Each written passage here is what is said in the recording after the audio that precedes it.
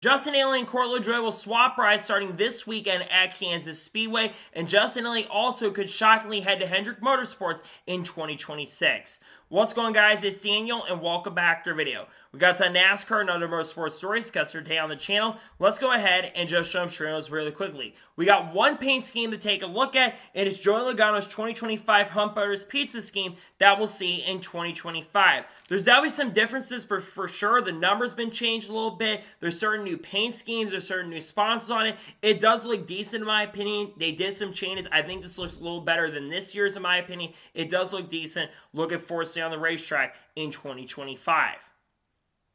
And now we're going ahead and jump on to the next story of today's episode as we're talking about Drive Value. As it was announced on Friday that Drive Value will sponsor Legacy Motor Club in 2025. I believe they're going to be sponsoring John Hunter Nemechek, Eric Jones at National Super Speedway next year. And I believe they're going to be an associate sponsor of the team throughout the 2025 season and also in 2024 as well. Drive Value is coming from a university. They're bringing a little sponsorship to the table and a little bit of funding to help the program. And I think it's really cool to see a new sponsorship coming in. Really cool and awesome to see a new partnership. And hopefully Drive Value can bring that value to this organization for 2025.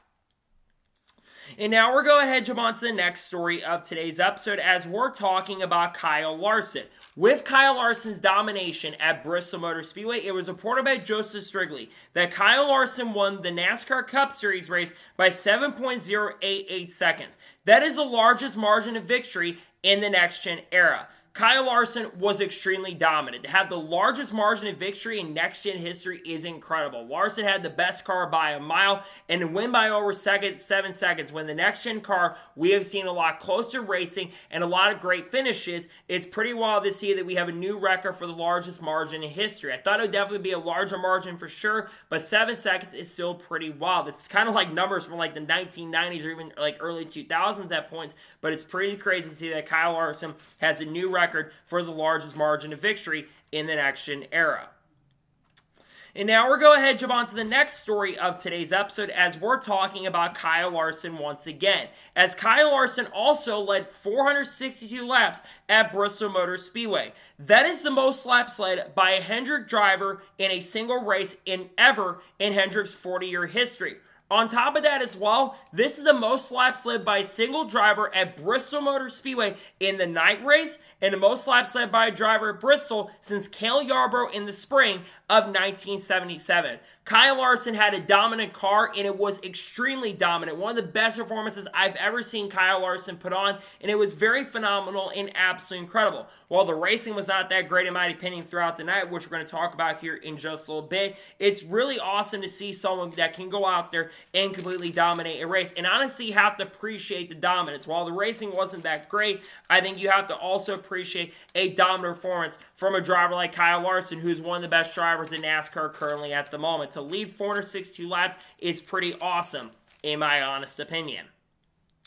And now we're going ahead and jump on to the next story of today's episode as we're talking about the Singapore GP. Earlier this morning, you had the Singapore Grand Prix, and not much really happened. Lando Norris led flag to flag, pulled out to a near 20-second lead at the end of the race, had almost a 25-second lead at one point in this race, and dominated, led every single lap, did not get the driver of the day, and also did not get the laps, basically the fastest laps led, as Daniel Ricciardo didn't end up getting that at the end of the race. It likely will be Daniel Ricciardo's final race in Formula 1, but Lando Norris picked up his third win in his F1 career. Congratulations to Lando Norris. I'm telling you, he's coming into his zone. I think he's got a really good chance to win the championship this year, and I could see him winning a lot of races before the end of 2024. And I think if he doesn't win championship this year, there's a really good chance and opportunity he could absolutely do it in 2025. It's incredible to see what he's been able to do.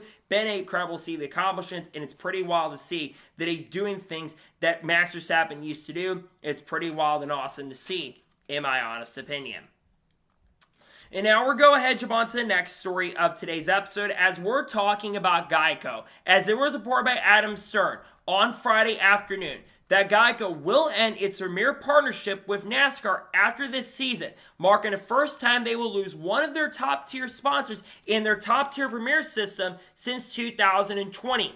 In addition to that, Xfinity could extend its entitlement for a short period of the NASCAR Xfinity Series for the secondary series, maybe for 2025 as well. It looks like Xfinity will be back as the title of the secondary series for 2025, but getting back to Geico. For those who don't know, the NASCAR Cup Series has had 4 entitlement sponsors: Geico, Coca-Cola, Busch, and I think Xfinity was the 4th premier partner of that as well. It's like a big premier thing that they've had for the last 4 or 5 years. It used to be the Monster Energy NASCAR Cup Series from 2017 to 2019, and that changed very recently. It's sad to see that Geico's leaving, but they've been losing their interest in the sport in recent years. Obviously, Geico, when they stopped sponsoring Germain Racing a couple years ago, that's when they started losing some interest, and there's been less ads from Geico, though we still see a lot of them on a week-by-week basis. It's wild to see this happening, but it's not really shocking overall to see this, in my honest opinion. Not really shocked about it at all, to be honest with you. And now we're going to jump on to the next story of today's episode as we're talking about Reus VK. As it was shockingly reported on Friday late afternoon that Reus VK will not be returning to Ed Carpenter Racing in IndyCar in 2025. And according to Marshall Pruitt, the driver could be announced as early as later this week. Reus VK has been with Ed Carpenter Racing since, I believe, 2020 or 2021.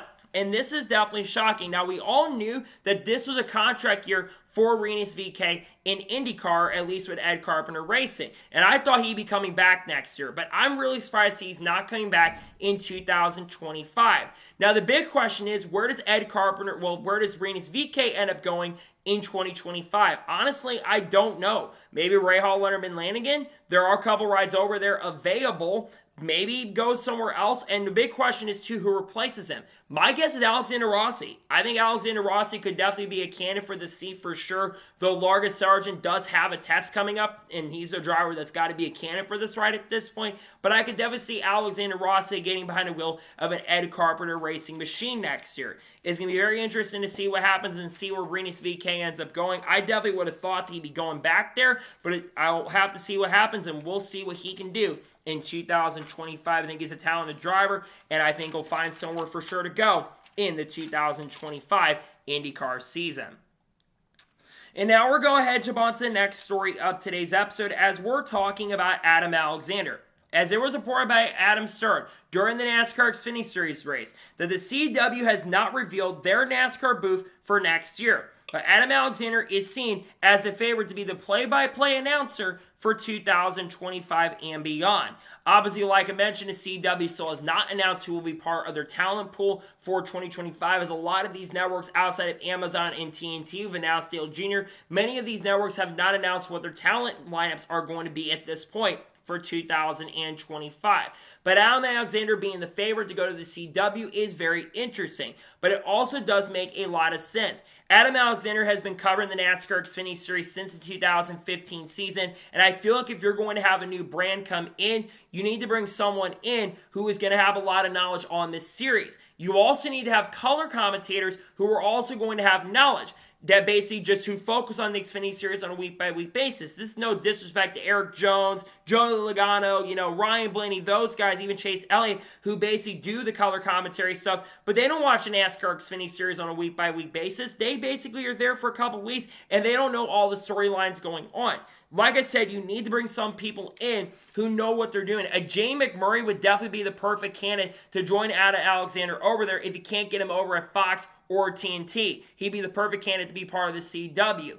I really am intrigued to see who they're going to get outside of Adam Alexander, and I would have to imagine very soon we are going to be knowing the talent lines for all these respective announcer places for 2025. I think it's cool to see that Adam Alexander is a favorite. I think he deserves a chance and opportunity to be the lead guy. I think he's done a fantastic job for years with Fox. He's been the best part of Fox's Xfinity projects for years. I think it's cool to see that he's the guy that is the lead candidate for sure to be the guy that will do play-by-play for the CW, potentially starting in 2025.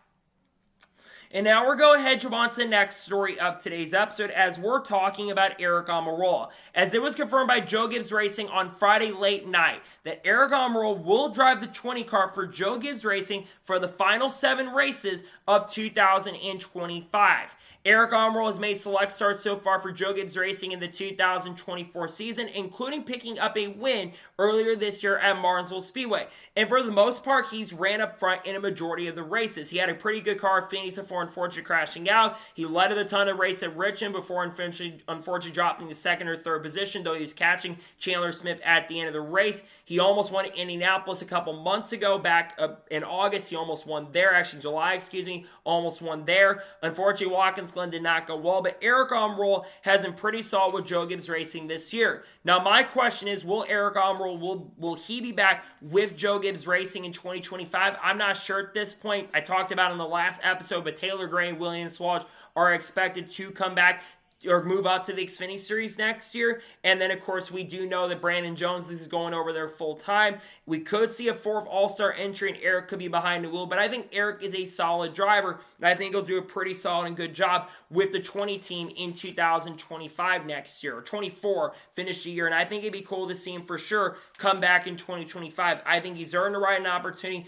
to get a chance once again. And certainly, I would love to see him get the chance to be back. But I'm glad to see he'll get to run the final 7 races. If I have to be realistic, I think Aric could win a race or 2 before the end of the year. I've got that Martinsville race circled, especially where he won earlier this year. But there's a couple of the races I think he could run well. The Charlotte Roval. I know he's not been great at road courses, but remember, he won a road course race last year at Sonoma. So with Stewart Haas Racing funding, or basically Stewart Haas Racing equipment, though it was an RSS prepared car. So I think it'd be really cool to see him have a chance and opportunity to stay there next year. It won't be full-time, unfortunately, but I do think he deserves a shot and opportunity to do good with this car, and I think he will do a pretty good job with Joe Gibbs Racing to close out the 2024 season. And now we're going ahead and jump on to the next story of today's episode as we're talking about Chandler Smith and Sheldon Creed.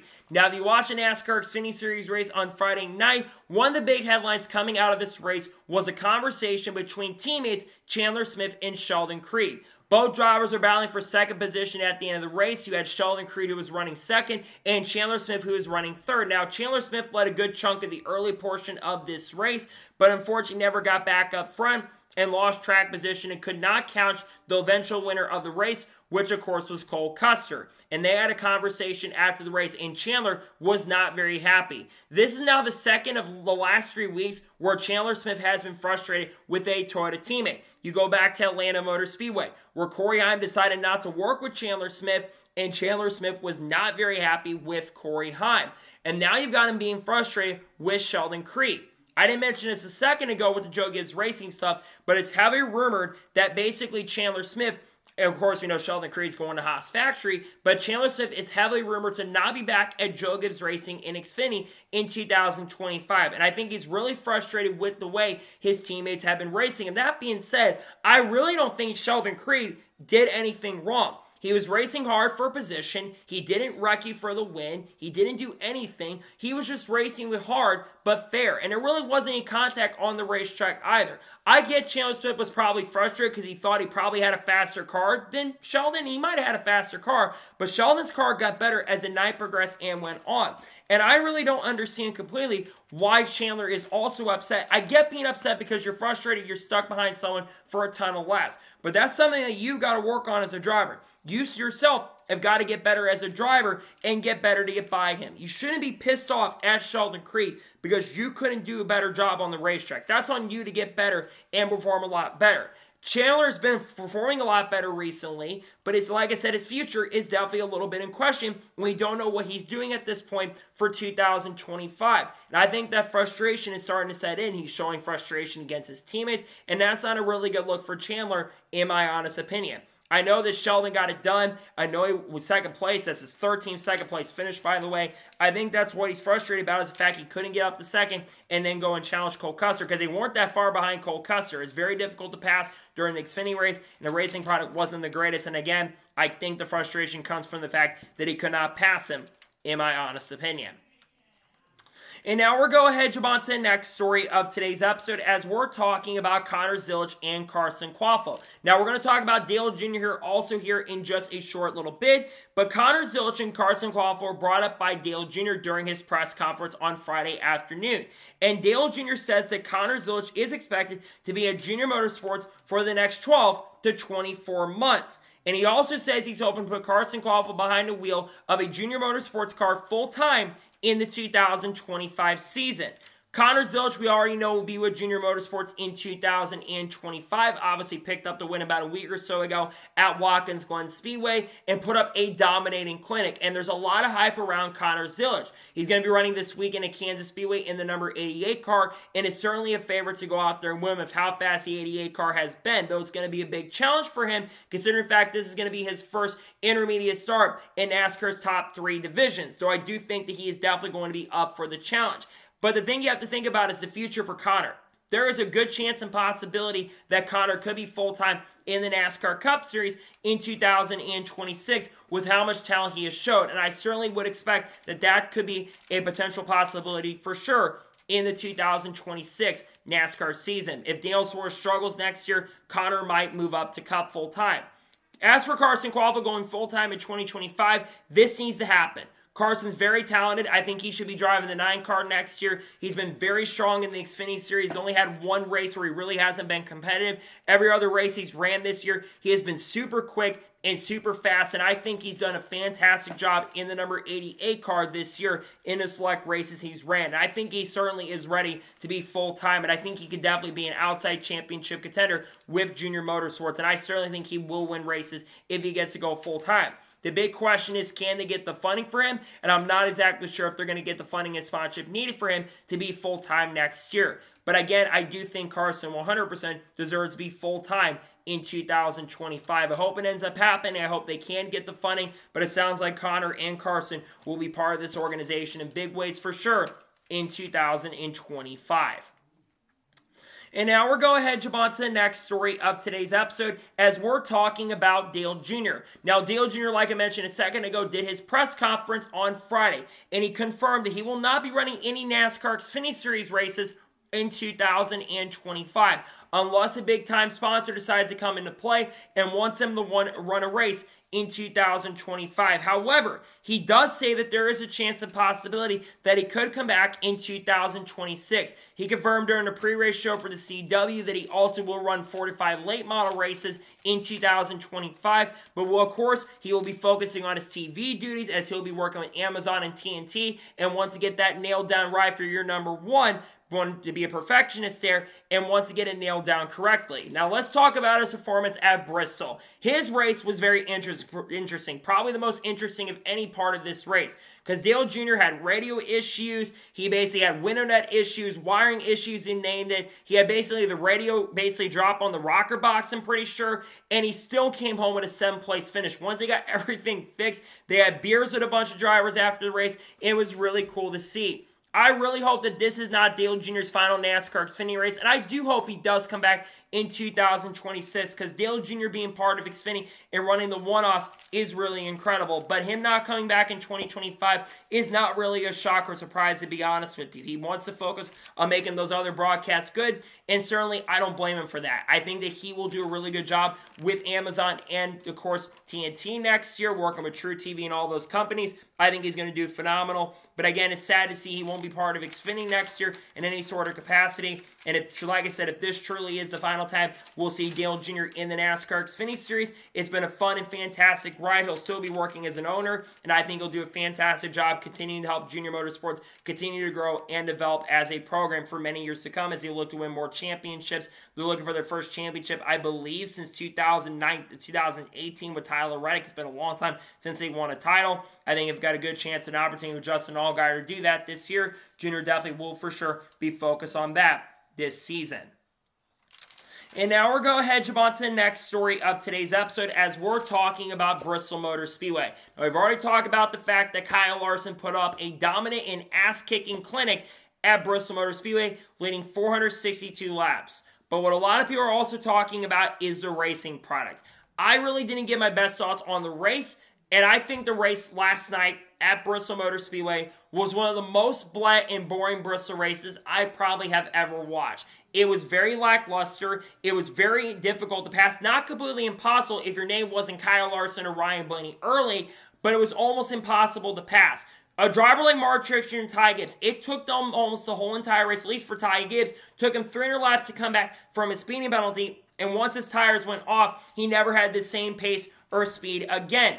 And then Mark Truex Jr. got a speeding penalty. He went a lap down and went nowhere in the field and got eliminated from the playoffs. This next-gen car has a lot of issues on the short tracks. And Chris Gapar kind of talked about this. He said that's about the best you're going to get right now. He says with the next-gen car, everyone being so close, there not being enough variables. He feels like we need more variables on this next-gen car to make the racing a lot better. And I 100% entirely agree with Chris Gapar. This car is a spec car. You have everybody so close together. Everybody gets the same parts. You don't have enough variables. The tire did not wear off at all like it did in the spring. You had a lot of variables in the spring, and it's why it was one of the best races early in the year.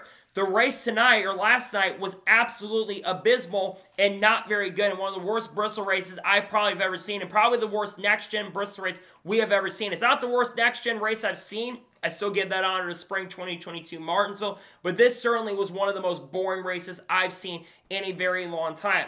And Bristol's a track that should be beating and banging. We should be getting fantastic and great racing every time we go there. We didn't get that, and it's really disappointing and really honestly kind of concerning because the next-gen car showed a lot of flaws that it shouldn't be having, and this car definitely 100% needs to get fixed going forward. Otherwise, people aren't going to show up to the track and they aren't going to show up to Bristol. And again, I really hope this gets resolved in the future. It needs to get fixed soon. And the racing, just like I said, just was bad. It was not good in my opinion. One of the worst Bristol races I've ever seen. And I really hope it gets fixed going forward in the future. Kyle Larson finished this race in just a little over 2.5 hours. It was the fastest race we've seen at Bristol since 1971 on pace. It was just unbelievably quick. And it was not that great race. And it wasn't exciting, in my honest opinion.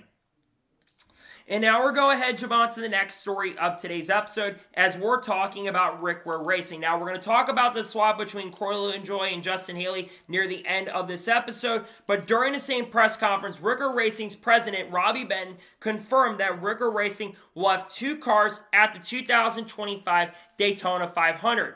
Obviously, LaJoie might be one of those drivers for the number 51 car for 2025, but during the tryout run, they have not announced if he'll be back there for sure yet at this point. It depends on how he ends up doing for the final 7 races of the year. Now, obviously, why is this a talk? Well, there's been a lot of talk and conversation about RFK Racing potentially getting a charter from Ware Racing, and there's been rumors and speculation that even if RFK buys a charter from Ware Racing, they'll still run a full-time second entry where they'll basically run the 15 car as an open entry where they won't get as much payout for that car, but they'll get to run every single race and most likely make the field because most weeks you're not going to have 40 to 42 cars showing up. As for who I think could get the second entry for the Daytona 500, you got to think David Reagan's a potential option for this seat. You got to think maybe Sheldon, Creed, and Sam Mayer, considering they're going to be part of Ford next year. Maybe they could be candidates. Maybe Kaz Gralla gets a shot behind the wheel of this seat. Maybe Haley Deegan, probably not though. I don't think she's going to get a cup right at this point. Maybe like one of those drivers could get behind the wheel of this seat. Maybe even Harrison Burton, who of course will be going to AM Racing and Xfinity full-time next year. I think that he could be also a candidate for this seat. But going back to the reason is, like I said, RFK Racing is expected to pick up a charter from Ware Racing for 2025 as they'll expand to a 3-car operation, most likely with the number 60 car, and Ryan Preece is expected to be the driver of this team. Ryan Preece, I think, is a very solid driver, and I think him going to the organization of RFK, which he had been originally rumored to go to Ware, by the way, but I think them getting a charter definitely makes a lot of sense from that team.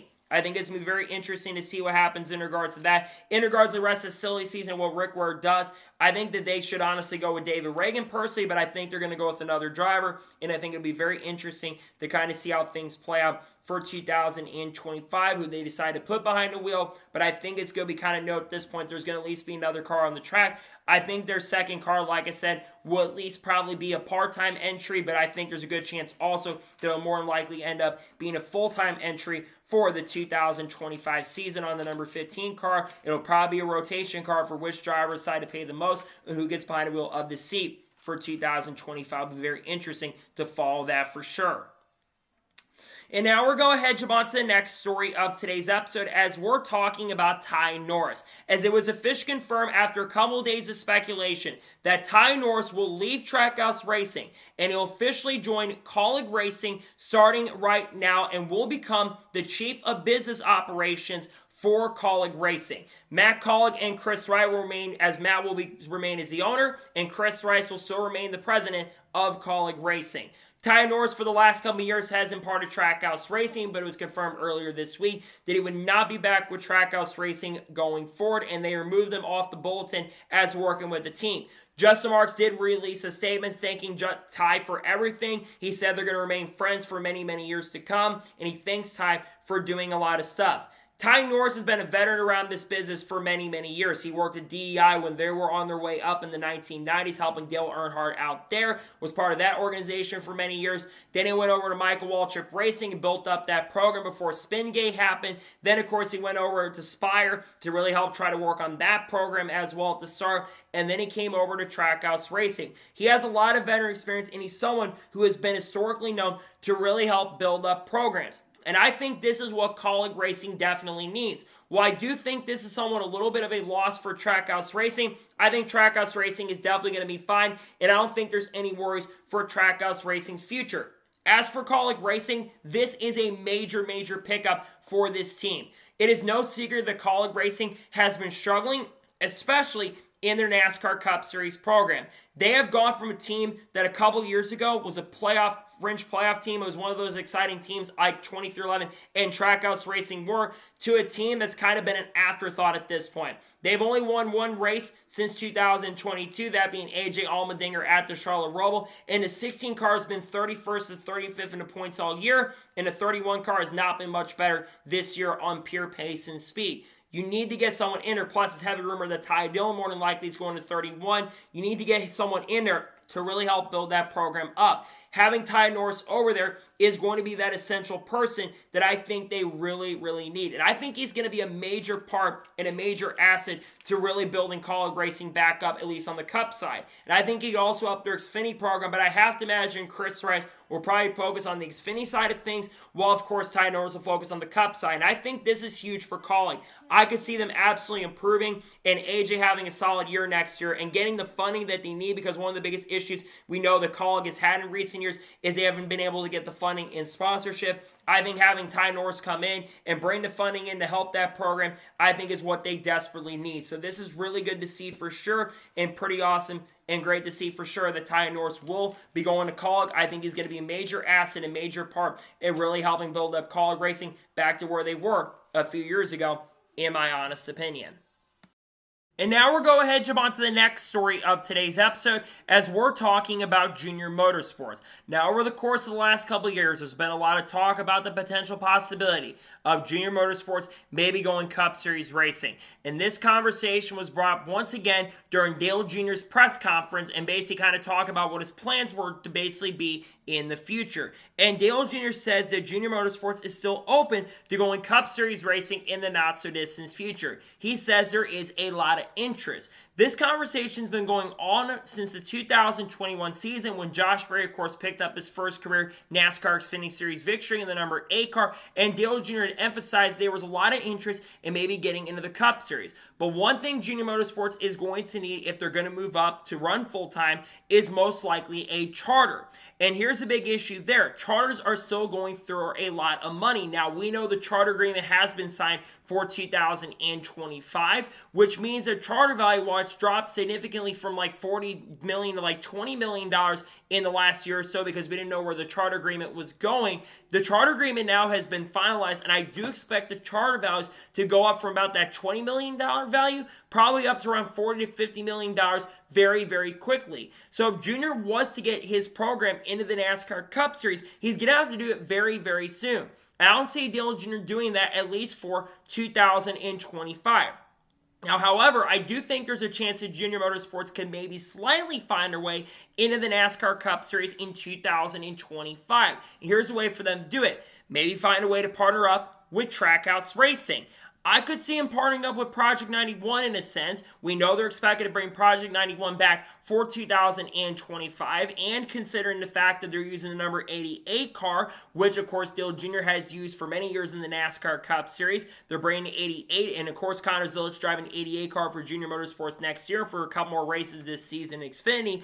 I have to think there's a chance that a partnership could come into place, and I could see Conor Zillich getting by the wheel of this Project 91 entry. Obviously, Conor Zillich is heavily one of the best prospects, in my opinion, probably the best young prospect we have seen come through the ranks.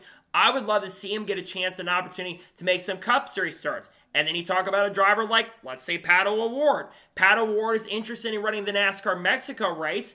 If they wanted to find a way to partner up with Trackhouse Racing, have Junior Motorsports involved in that sort of capacity, that could definitely be a possibility. But we also know Junior Motorsports is interested in getting a charter as well. And we know the Steinbrenners, the people that own the New York Yankees in New York, they're also interested in coming to NASCAR as well. That could be another avenue for them to come into the sport. But the way NASCAR will hand it out is if they basically bring the money and bring a new manufacturer in. And Dale Jr.'s been with Chevy his whole entire career for the most part. So Dale Jr. is not going to leave Chevy to, let's say, go to Honda or whatever. There's no way Junior Motorsports is going to do that, considering he's been associated with Hendrick Motorsports for a while now with his organization. So I don't certainly see that happening. I think Junior Motorsports Cup would definitely be a really good attention and basically a really good addition to the Cup Series, but I think the only way it happens next year is with the Project 91 group. I don't think it happens fully for 2025, but could it happen for 2026? I think there's a really good chance and possibly that happens, but if it's going to happen, they need a charter to run full-time, and I'm not sure they're going to get that charter they need to go full-time in 2026. I hope it does happening, but I'm not sure if it's going to happen. In my honest opinion, if they can get it to happen, you probably move Conor Zillich up full-time with JRM, maybe move up your other guys like Carson, Quao perhaps. That could certainly be a possibility for 2026.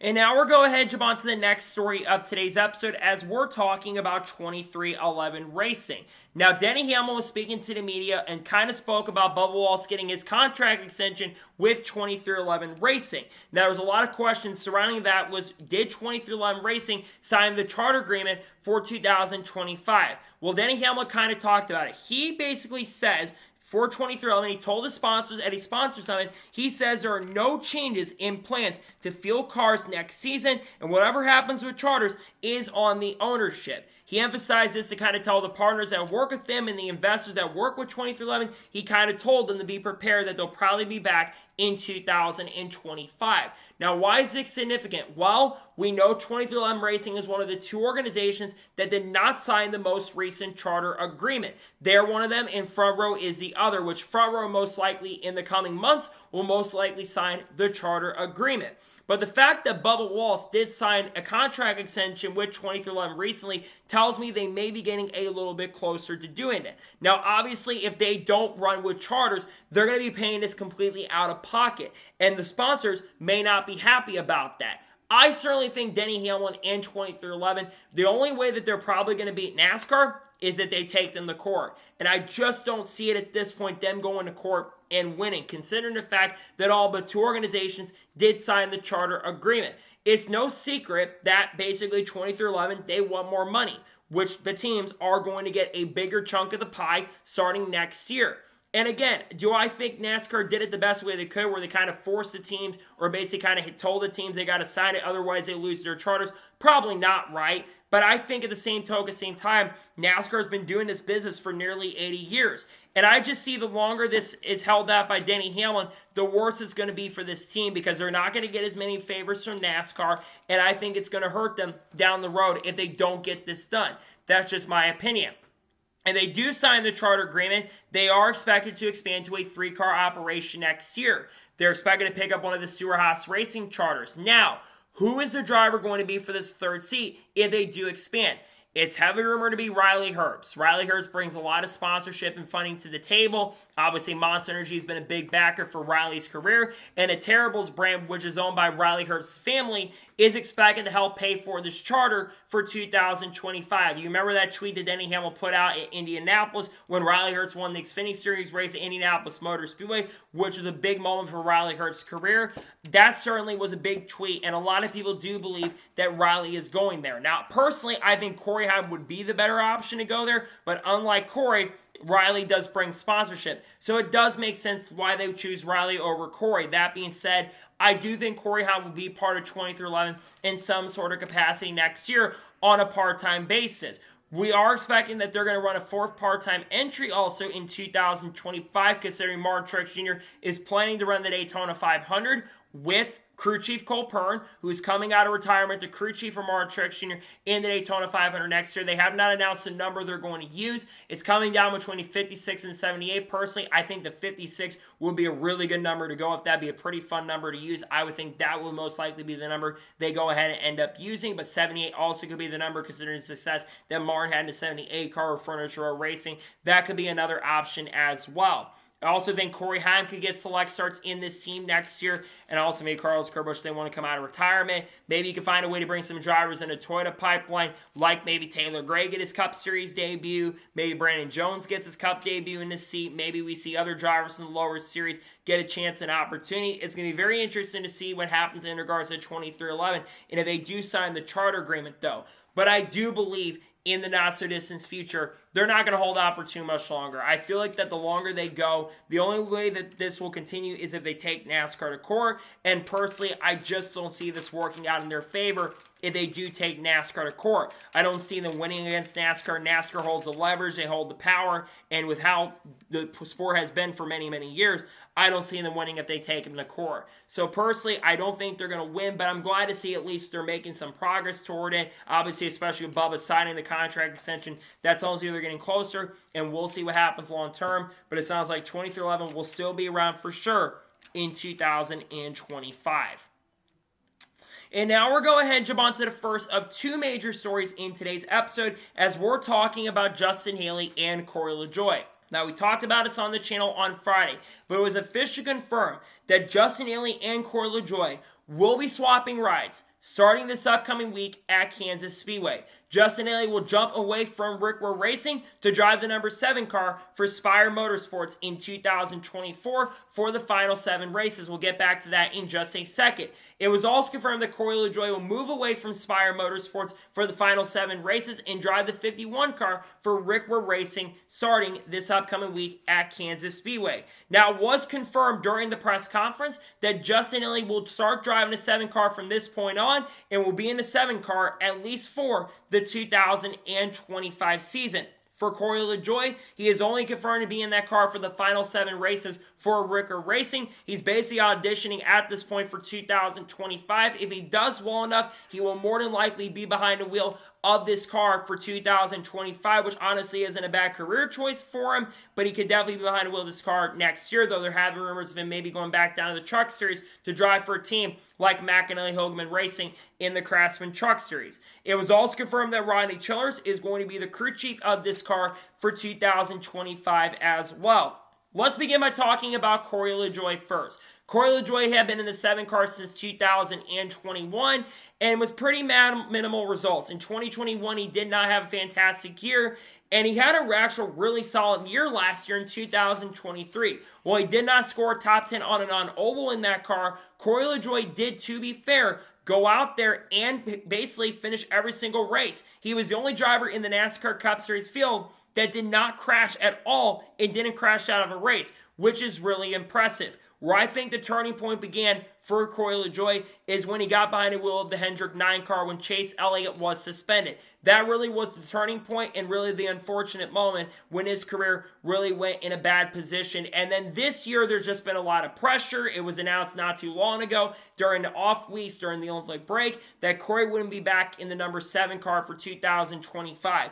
And it just continued to get worse for Corey, right? The performance just wasn't there. The speed was there. He got 2 top 10s the last 4 races, but the speed really was there, but they were making a lot of mistakes. They were getting outperformed by Carson, Hosmar, and even Zane Smith in recent weeks, and it just felt like that he was not really taking that step forward. He was getting involved in a lot of incidents. He caused that wreck in Michigan where he flipped upside down. He caused a Daytona crash. He also caused the Kyle Busch incident at Pocono. I think Kyle Busch also had a little bit of something to do with this announcement, considering Kyle Busch also works at Spire Motorsports as a consultant for the Truck Series team. I'd have to imagine Kyle Busch probably played at least a little bit of a role in this. As for Corey going to 51, yes, it's a downgrade from Justin Haley, but I think going to this team is not a bad move. He's going to have pressure going to final 7 races to perform, and I'm not exactly sure if he's going to perform, but I still think he for sure ends up in the C in 2025. As for Justin Haley going to 7 car, this is a no-brainer. This has been rumored for the last couple of months when it was announced that Corey would not be driving the number 7 car for this upcoming season. There have been rumors about Kyle Busch getting behind the wheel of the seat, same with Eric Jones. But Justin Haley became the lead candidate. It makes a lot of sense. You think about Justin Haley, what he had done at Spire previously. He had some pretty good runs in that 77 car at points. And I think him getting behind the wheel of the 7 car for 2025 as well is a very, very good move. I expect the 7 car to take major leaps at the end of this year. And I also expect 2025 to be a much better year for the number 7 car as well, considering the fact that Ronnie Childers is going to be the crew chief. Ronnie Childers is a very good crew chief, one of the best crew chiefs we've seen over the last quarter century. He helped Kevin Harvick become a very great driver, and he got drivers like David Rudiman and got him wins. He also helped Scott Riggs almost win races in the mid-2000s, and he worked with other drivers like Brian Vickers and got a win with him in 2013. I expect this combination to be very lethal and very strong next year. On top of that as well, you're going to have Carson Hocevar next year again. Carson has been exceptional this year with Spire Motorsports, been super impressive, and has been a very big name, and had points been inside the top 20 in the standings. He's been extremely strong this year at times. He got a top 5 finish very recently. And then, of course, you got Michael McDowell, who's joining the team with Travis Peterson being the crew chief.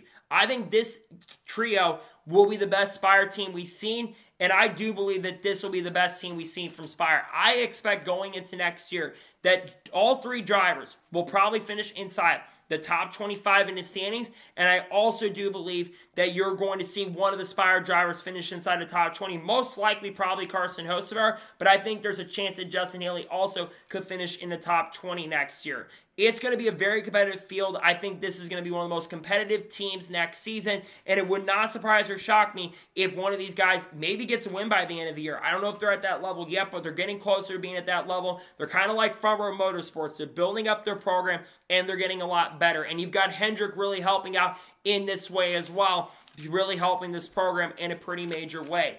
I expect this team to be very strong. So I think when you look at the trade that they did, because we haven't seen a trade like this in a long time. Last time we kind of saw a trade like this was when Steve Park and Jeff Green traded a bit. Same with Regan Smith and Kurt Busch in a sense. That was a little bit of a trade that happened. I do believe that this trade works out a lot better for Spire. Well, unfortunately, does hurt a little bit for a team like Rick Ware losing Justin Haley. But at the same time, it's very understandable why they made that move. And I do think Justin Haley is going to provide a lot to the table for this team in 2025 as well. It's a great move to see him heading over to the Spire Motorsports Group in 2025.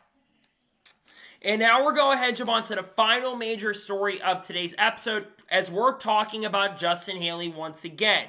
Now, we all thought when it was announced that Justin Haley was going to be headed over to Spire Motorsports for 2025, we all thought the Alex Bowman rumors were going to be completely done. Now, Alex Bowman is going to be back for sure in the number 48 car for 2025.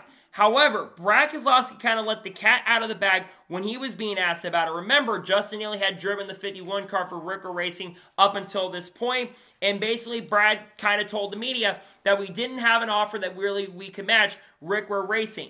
And he kind of said that whatever announcement they have for 2026, it could be involving Justin Haley. Now, obviously, Alex Bowman is technically under contract with Hendrick Motorsports through the 2026 season. But I do want to emphasize something very quickly here. Contracts can easily be broken. Just ask Corey LaJoie. Corey LaJoie had a contract with Spire through the 2025 season, and they ripped up that contract very, very quickly. I think Eric Jones had a contract with JGR through 21, and that contract went away. Ask other drivers in the field like Haley Deegan as well, who got fired midway through this year, and she was supposed to be there for multiple years. For almost 2 to 3 years, she was supposed to be with AM Racing. That never ended up happening. So contracts can easily be broken. If Alex Bowman was to be relegated from the 48 car and maybe go to the 7 car for 2026, I think this would be a pretty big disappointment. There is no denying that Justin Haley is a very talented race car driver and has a lot of potential maybe in the future to win a NASCAR Cup Series championship. But when you look at Alex Bowman and you compare him to Justin Haley, Alex Bowman, I'm sorry, is a better driver. Alex Bowman has won 8 NASCAR Cup Series races, and while he's not been on the same level as Kyle Larson, William Byron, and Chase Elliott, I think the first 3 races of this playoffs have really shown how good Alex Bowman's been. He was the best Hendrick driver, basically in Atlanta. He was the best Hendrick driver for the most part at Watkins Glen, especially for how fast he qualified, and he won the pole at Bristol Motor Speedway. Got his first non-super speedway pole since 2016 in Phoenix when he put on that dominating clinic. Again, Alex Bowman is a very good driver, and it'd be really disappointing to see him get replaced. I don't know if there's a lot of drivers that are better than Alex Bowman right now, to be honest with you. Justin Haley's good, but he's not as good as Alex Bowman. The only driver that I think might be better in the 48 car, in all honesty, would probably be Kyle Busch, but Kyle Busch, I think at that point in 26, his performance is going to dip much worse than it has, even though Kyle Busch, for the most part, until the last couple weeks, he'd been performing exceptionally well with RSR, continuing to get a lot better. Though their short track program, there's no denying that it definitely needs to get better. Again, I know Hendrick Motorsports really likes Justin Haley, and he's a young driver who's got a lot of potential. Now, obviously, some people are going to look at this and say, well, a driver like Kyle Larson could retire early. Kyle Larson has a contract through 2026. Well, William Byron could lose a seat. Yes, William Byron does have a contract through 2025. But guess what? He's going to sign a multi-year extension with this team in 2025. Do you really think they're going to get rid of William Byron? No. The driver that would get replaced would be Alex Bowman. And I know some have said that the DBC guys were BSing, but remember, there were rumors earlier this year that started before Dortmund or Claire mentioned this. There were rumors about Alex Bowman losing his ride, and he had to basically go to his bosses to kind of confirm he was back for 2025. But they never said he'd be back for 2026, and that is a little concerning. I think for Alex Bowman, he's got to come into this year performing exceptional. He has got to have a standout season. Not only does he need to contend more, which he's been contending recently, he needs to have a really good plus. If he can make it to the round of 8, I think that would convince Hendrick to keep him for 2026. If he can also go into 2025 and let's say perform really, really well, I think he keeps his seat for 2026. If not, I think Justin Haley will end up getting this ride, unfortunately. If Bowman struggles, he'll probably lose the ride. But here's the thing. We have to give Alex Bowman a little bit of basically some excuses here. Alex Bowman has been recovering from a concussion and from a back injury the last couple years. Prior to that concussion, he was contending for a championship. Could have made the round of 8 that year.